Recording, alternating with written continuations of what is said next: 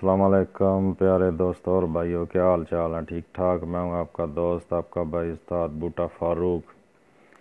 जी दोस्तों, आज मैं कबूतरों की आंखें जो ख़राब होती हैं उसके बारे में बहुत अच्छी मालूमात दूंगा। अगर आपके पास कागज़ पेंसिल है तो लिख लें, नहीं तो बाद में मेरी वीडियो ये सेव करके लिख लीजिएगा। जी दोस्तों, आजकल जो कबूतरों की आंखें ख़राब हो रही हैं या उनके बच्चों की, उसके लिए बहुत ही मुफीद फार्मूला बताऊंगा। 2 इंजेक्शन मैं आपको बताऊंगा जो पाकिस्तान में किसी भी आम मेडिकल स्टोर से आपको मिल जाएंगे और इतने महंगे भी नहीं, आम रेट में आपको मिल जाएंगे। नंबर 1 पे आ गया जी, डेक्सामेथासोन इंजेक्शन। एक बार फिर बताऊंगा जी, डेक्सामेथासोन इंजेक्शन। और नंबर 2 पे है जी जनाब लिंकोमाइसिन हाइड्रोक्लोराइड। दोबारा बताऊंगा, लिंकोमाइसिन हाइड्रोक्लोराइड। दोनों अभी एक बार फिर मैं दोनों इंजेक्शन का नाम बताऊंगा, डेक्सामेथासोन इंजेक्शन और लिंकोमाइसिन हाइड्रोक्लोराइड।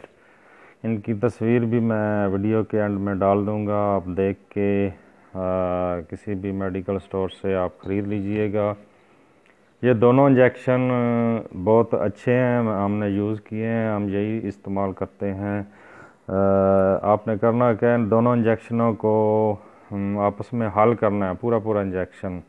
और आँख में जो कतरे डालते हैं उसकी जो बोतल होती है ड्रॉप्स की, उसमें मिक्स करके हल करके रख लें।